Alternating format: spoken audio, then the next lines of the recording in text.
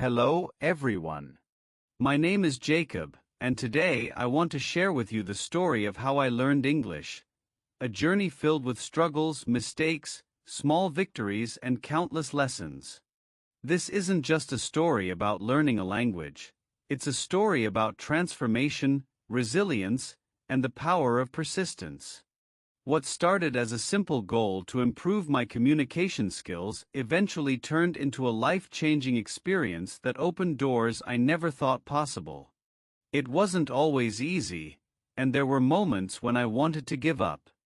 I doubted myself many times, questioning whether I was making any progress at all.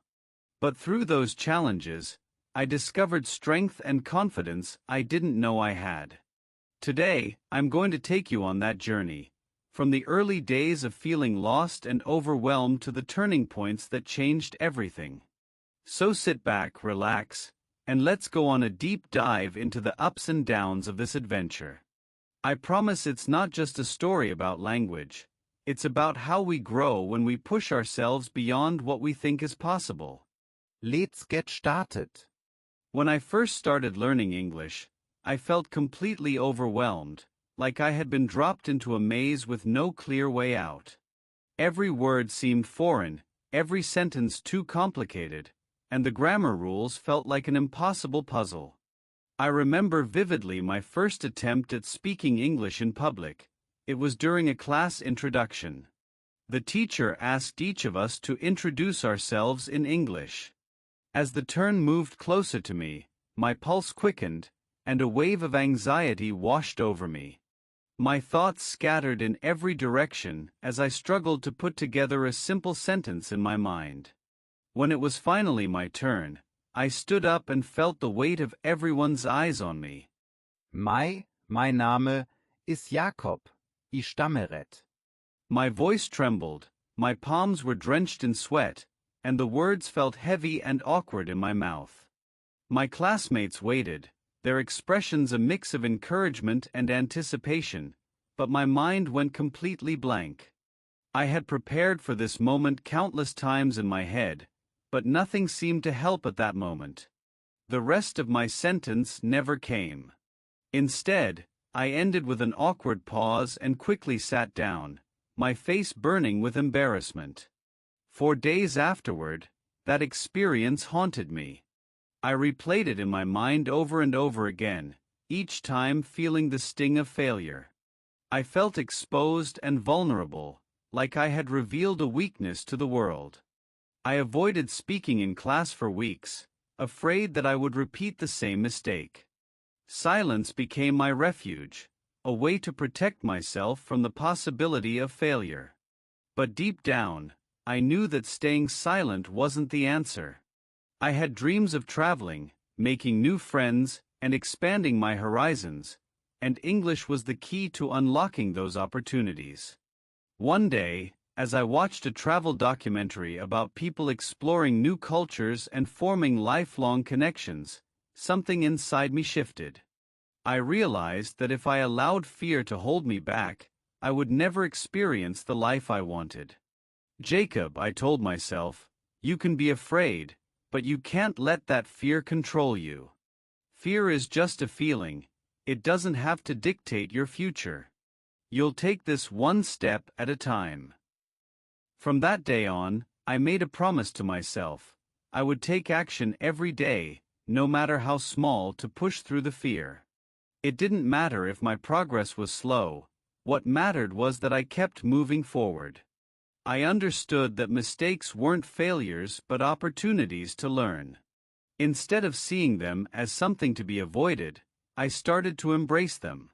If I mispronounced a word, I laughed it off and tried again. If I used the wrong tense, I asked for clarification. The shift in my mindset was like opening a door to a new world. Suddenly, every challenge felt like a puzzle waiting to be solved rather than an obstacle too big to overcome. Mein Name ist Jakob. Ich stamme ret. And my words felt clumsy and voreiken in my mood. My classmates waited politely, but I could feel the tension in the air. My mind went blank. I wanted to say more, but the words wouldn't come out. I ended my introduction awkwardly, my face turning bright red as I sat down. For the rest of the class, I replayed that moment over and over in my head, feeling embarrassed and defeated. The experience haunted me for days, and the thought of speaking English again filled me with dread. For weeks, I avoided participating in class altogether. I sat in the back, hoping the teacher wouldn't call on me, and when conversations in English started around me, I simply nodded without saying a word. It felt safer to stay silent, to blend in, and avoid drawing attention to my lack of fluency. But as the days turned into weeks, a nagging feeling grew inside me. I knew that staying silent was only holding me back. I couldn't hide forever.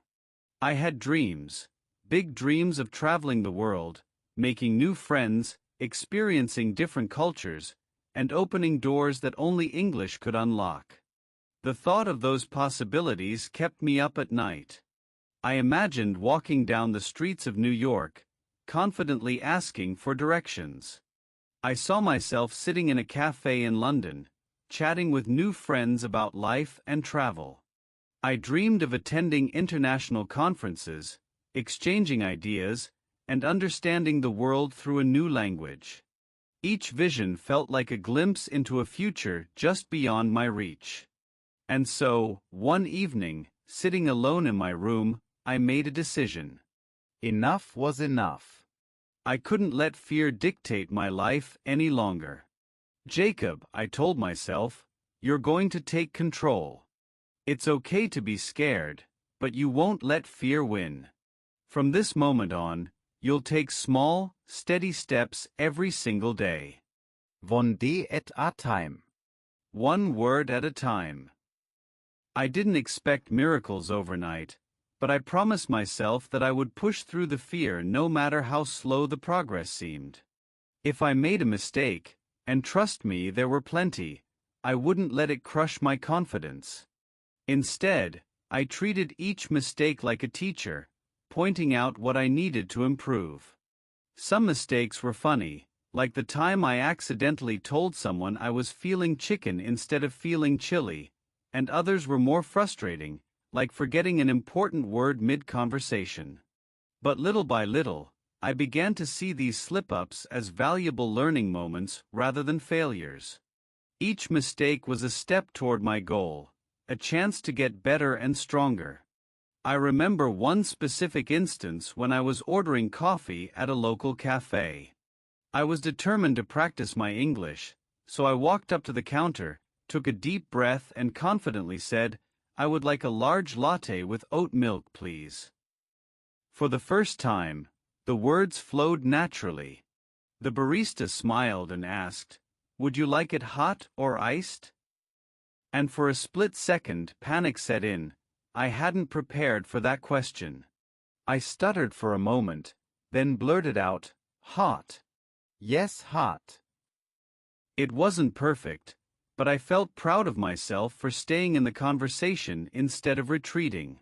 Each of these experiences built my confidence bit by bit.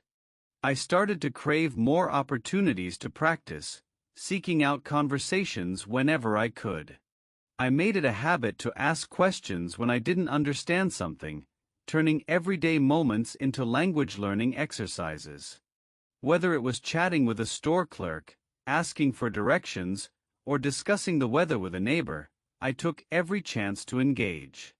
It wasn't just about speaking more, it was about pushing my comfort zone and expanding what I thought was possible. With each new word and each successful interaction, I felt my world getting a little bigger. My fear began to dissolve, replaced by a growing sense of excitement and curiosity about how far I could go. One day, I decided enough was enough.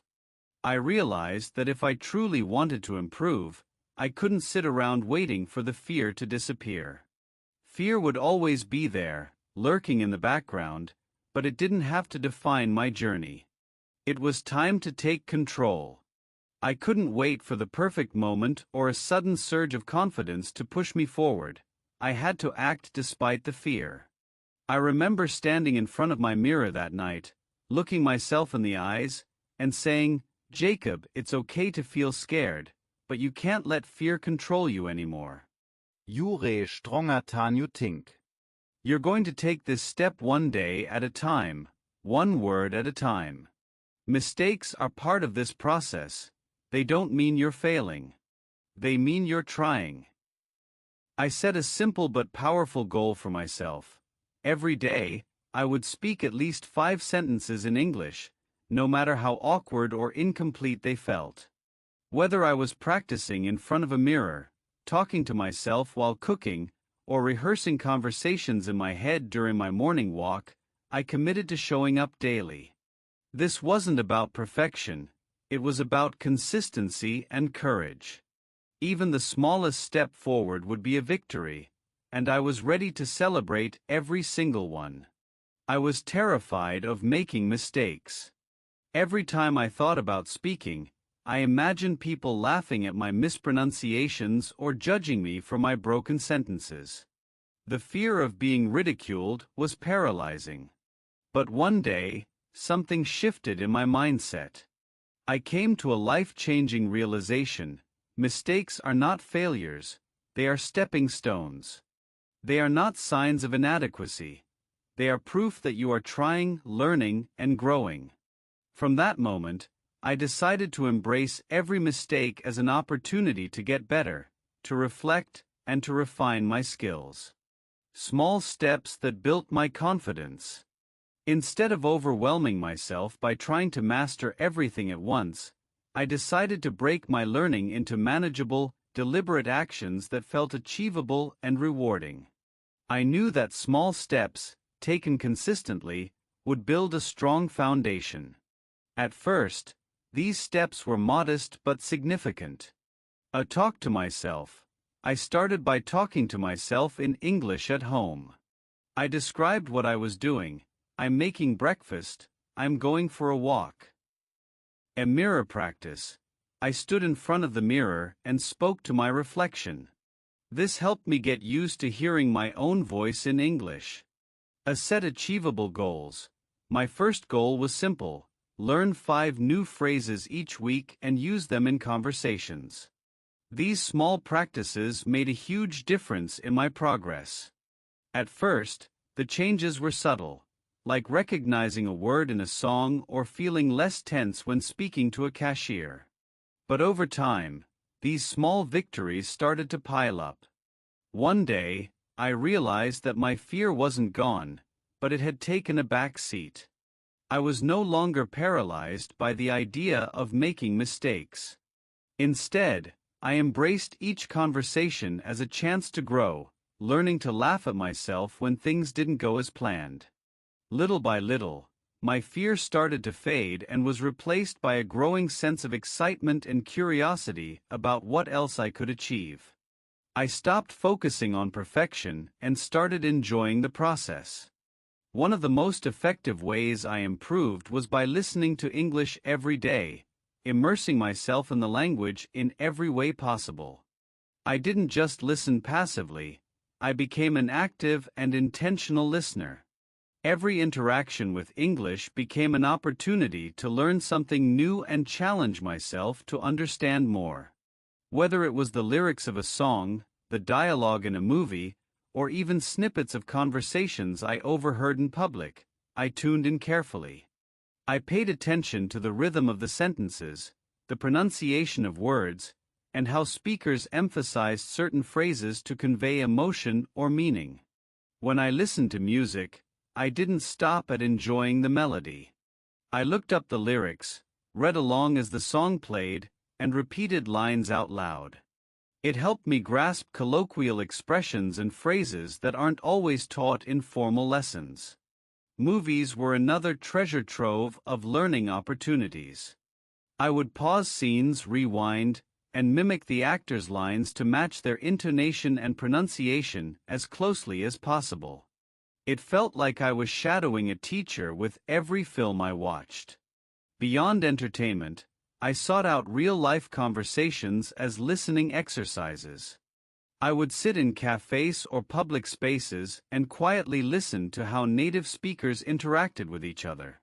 It wasn't eavesdropping for gossip, it was eavesdropping for growth.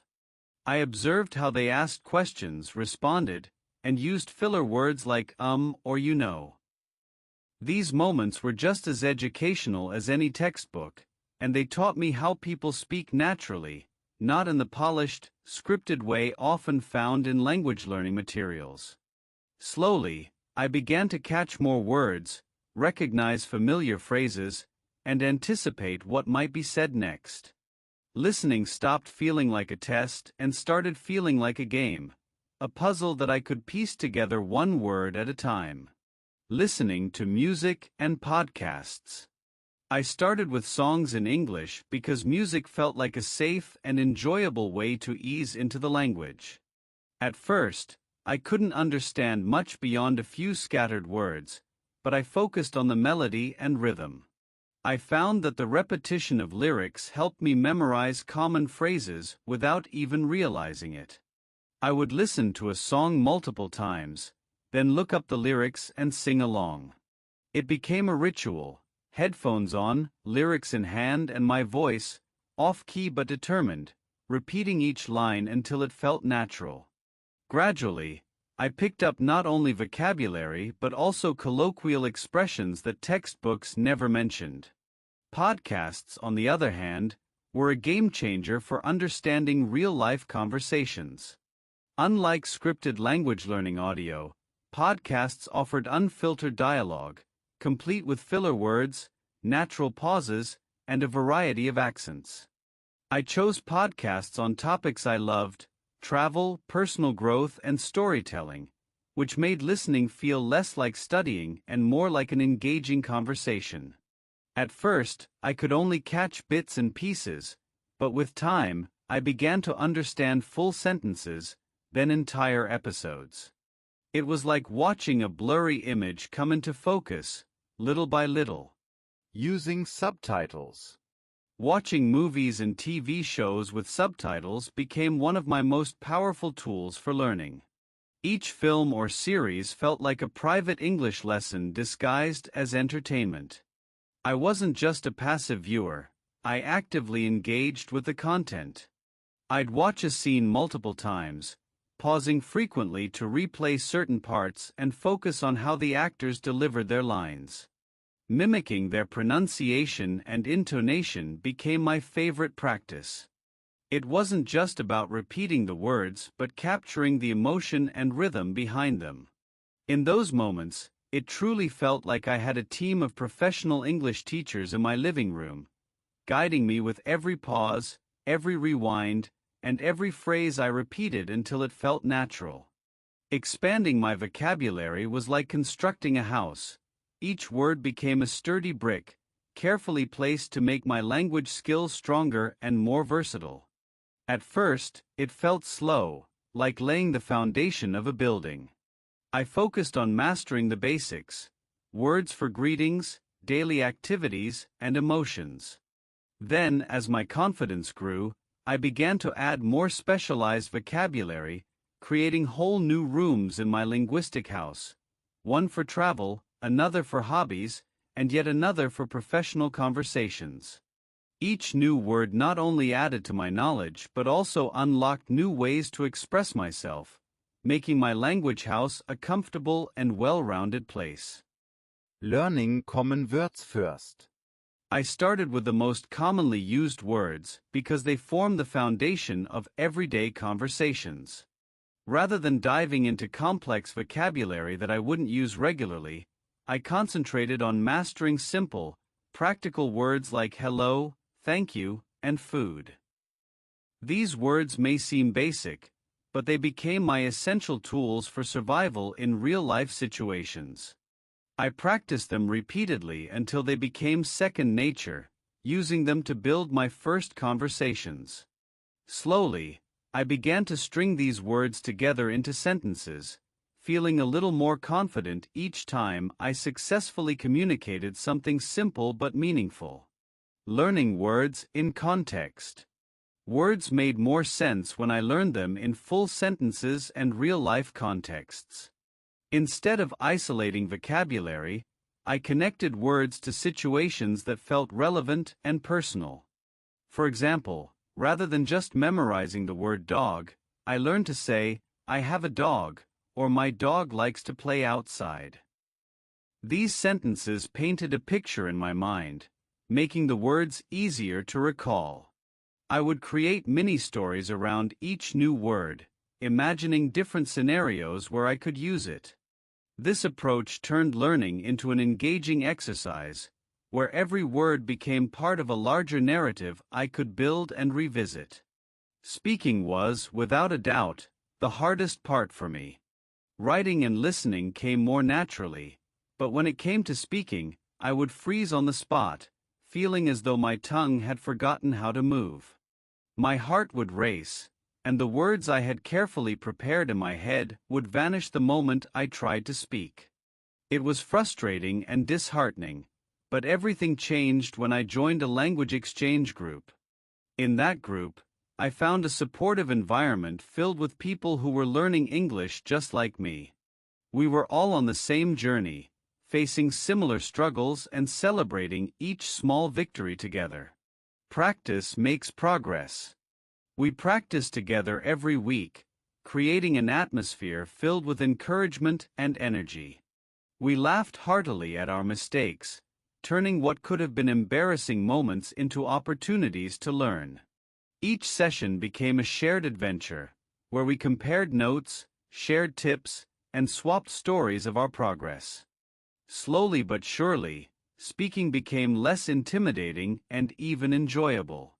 I started to see that fluency isn't about perfect grammar or flawless pronunciation. It's about being understood, making connections, and expressing your thoughts with confidence. The real breakthrough came when I stopped striving for perfection and focused instead on clear, meaningful communication. Reading helped me in ways I never expected. It wasn't just about expanding my vocabulary, it was about unlocking the deeper mechanics of the language. With every sentence I read, I could see how ideas connected, how simple words built complex meanings, and how the flow of language could evoke powerful emotions. Each paragraph became a lesson in rhythm, tone, and creativity. I started to notice how authors played with sentence length for dramatic effect, short bursts of words for emphasis, long flowing sentences for reflection. Every story I read was like a blueprint, showing me how to communicate thoughts clearly and creatively. Over time, I began to anticipate how sentences would unfold, developing a feel for the natural cadence of English writing.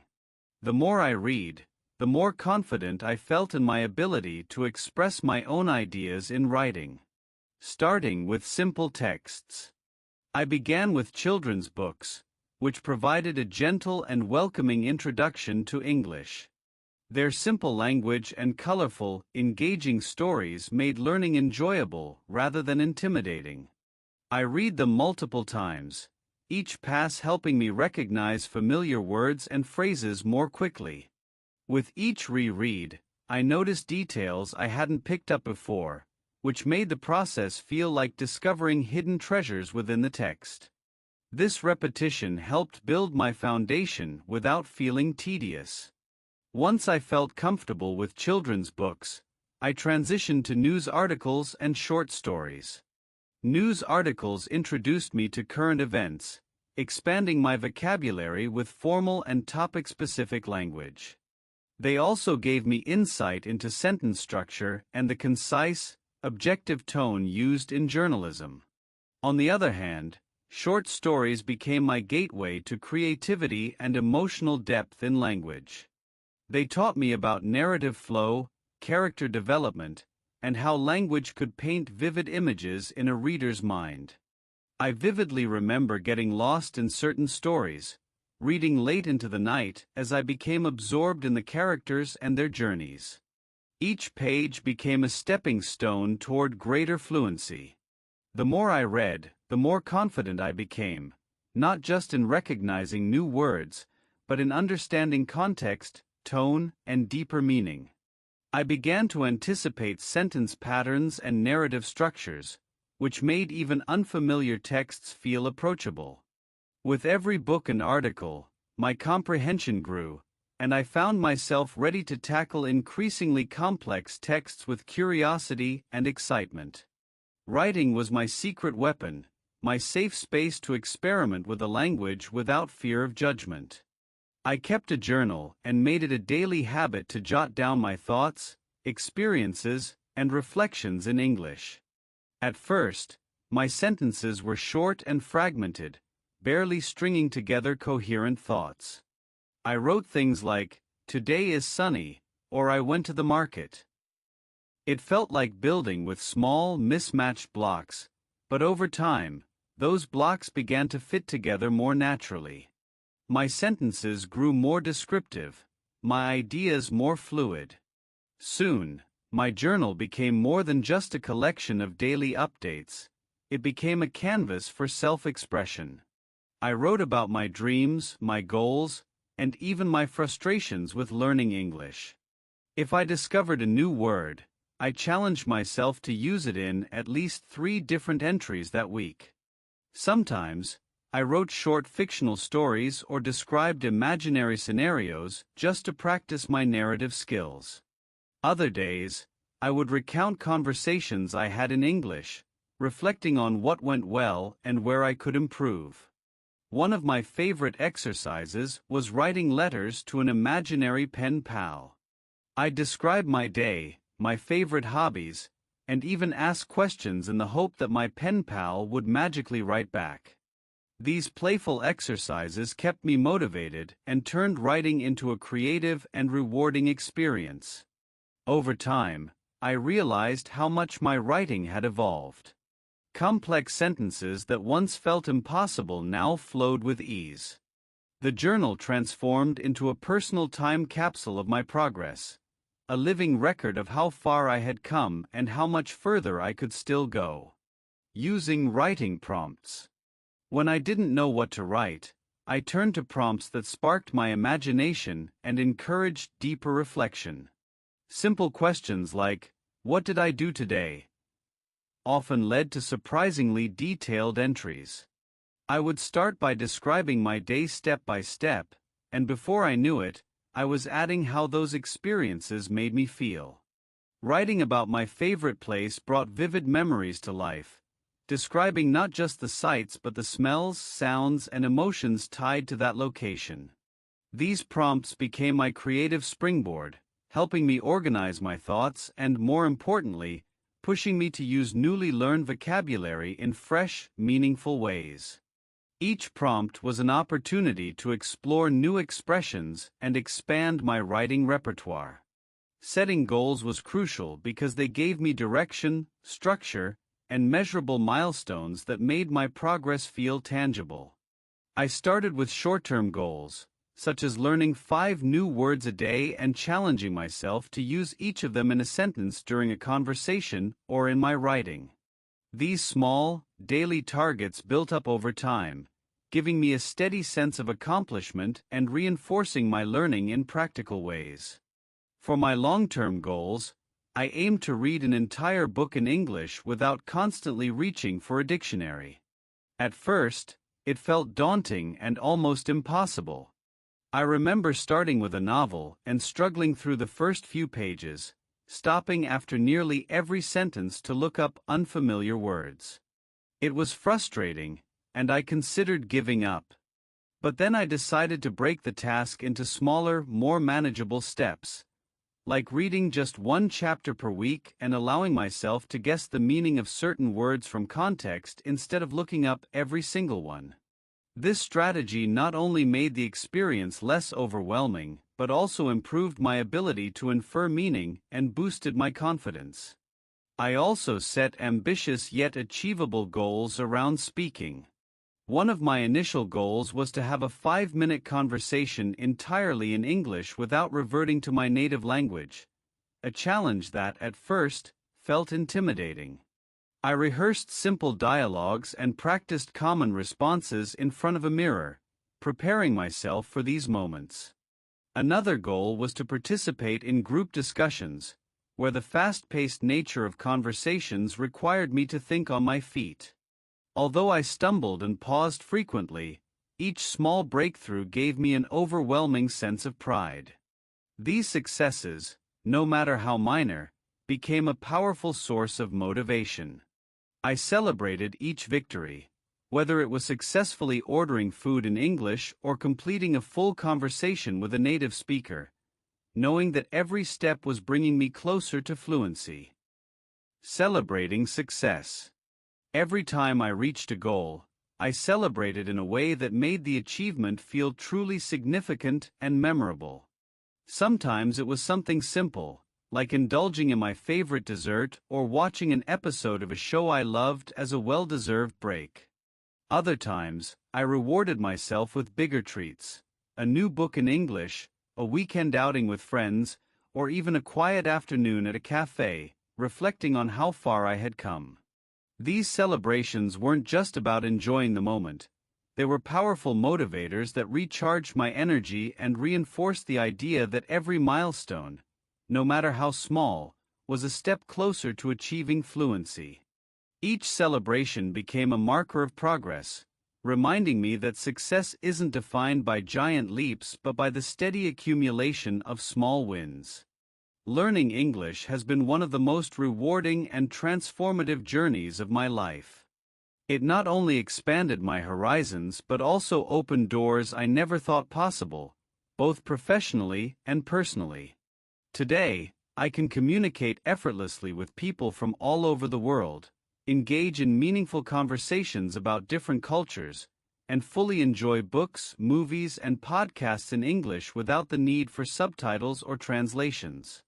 Even more surprising, I now find myself thinking and dreaming in English, a clear sign of how deeply the language has become part of my identity. But the journey isn't over. I'm still learning, evolving, and finding new ways to improve. Language is a lifelong adventure, filled with opportunities to grow and connect in ways you might never expect. And so can you. Remember, every step you take, no matter how small, brings you closer to fluency. Celebrate the progress, embrace the mistakes, and trust that each experience is shaping your journey in powerful ways. Thank you for listening to my story. I hope it inspires you to keep going, even when the road feels tough. Believe in yourself, embrace the process, and enjoy the journey. You've got this. If you found this story helpful and want to continue building your English skills, don't forget to like, subscribe, and share this video with your friends.